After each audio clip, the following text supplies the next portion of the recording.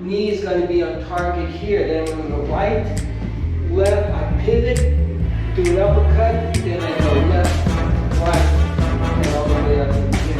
Keep it close, keep it coming out with the arms, and then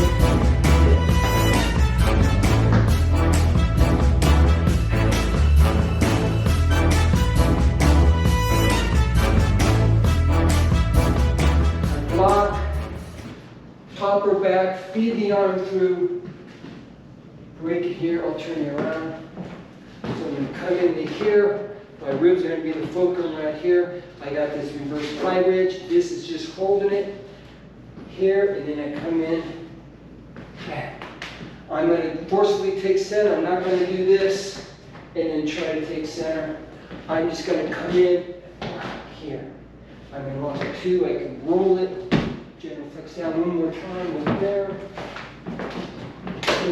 Pop, hit, break. Left reverse punch form. I'm going to be sort of in a angled horse stance, sort of shallow in here. I'm going to very slowly just do the left reverse punch, and I'm going to hit this little dot. And I'm going to do it very slow.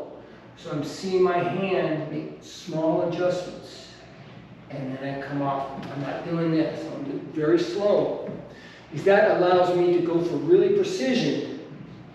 So I'm practicing to be right on target, and then I come back. But I'm also practicing timing too. I don't do this, or do the softball and punch. My definition of chi is sort of the same definition that Bob had, when everything comes together, the breath, the physics, the biomechanics all sort of come together at the same time. So what I want to do is I want to practice nice and loose. I got an open hand. I'm going to practice my breathing. So I start the rotation, start to close my hand, and then at the last moment impact, I have a fist, and I'm breathing out.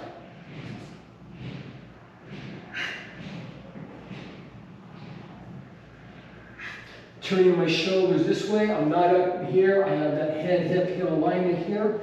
You should be able to visualize a sheet of glass right on the left side of my body. My elbow doesn't float out this way. That's going to make it a little weaker. I'm going to come from the ground, pushing off the ground, and I'm looking for that little knuckle. I'm doing the Tai Chi fist. I'm not rotating in here. I'm just closing my fist like this. I can actually see through it.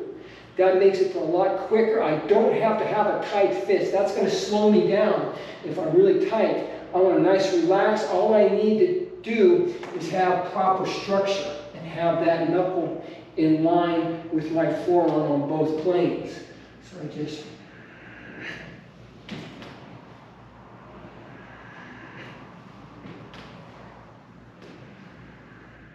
So I'm going to go low, and go high, and then low. I switch back here. I don't switch in the middle of here. I want to switch back and then go low, high, I switch, low, high, low, high,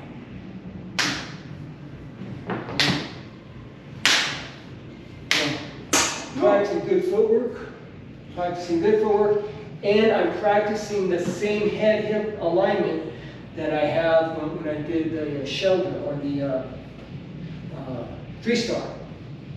So one time is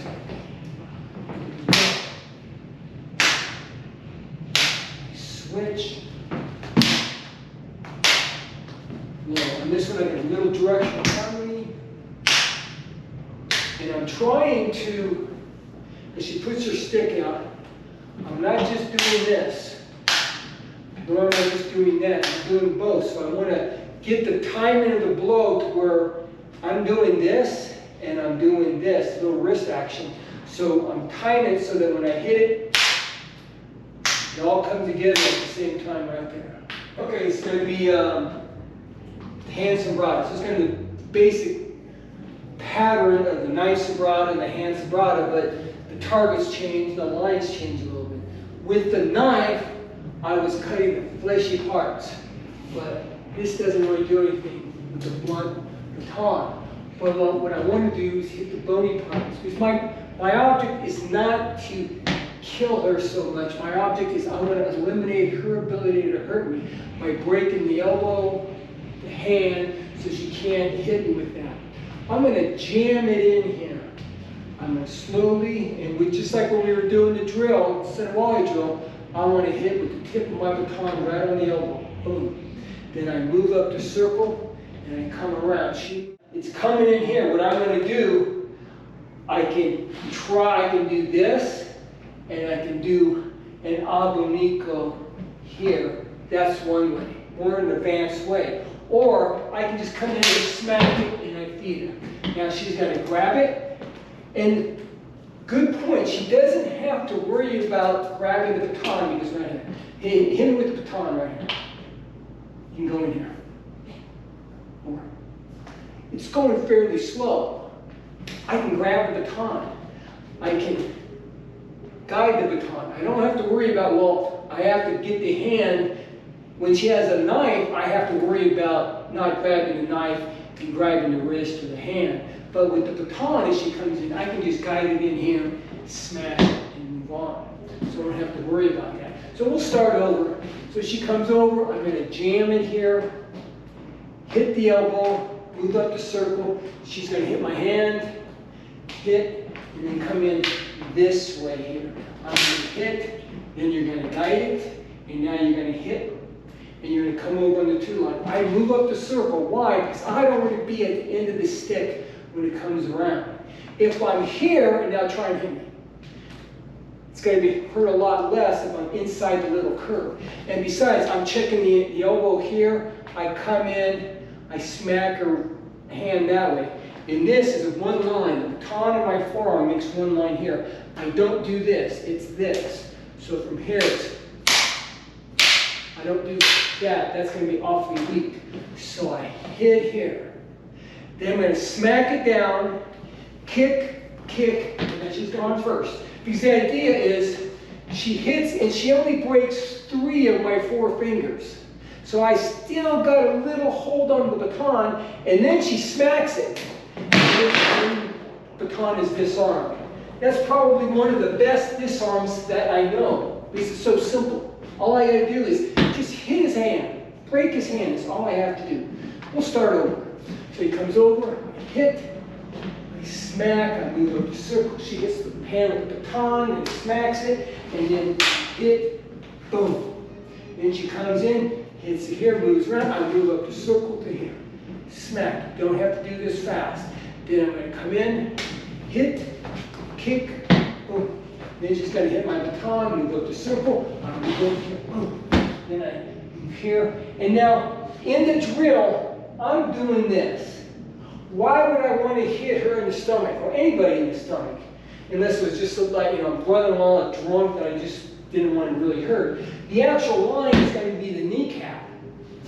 But it's going to be harder for her to pick that up. For the drill purposes only, I just come in. So she smacks down with the baton, and she feeds. I come in, I guide it through. I don't want to go to here, because this might cue her, and she might just come back and hit me with the baton. I want her thinking that she's got me. So I just guide it through here. Then here I'm going to be pretty choked up. I can do it all equal. But what I like to do is I just give it up,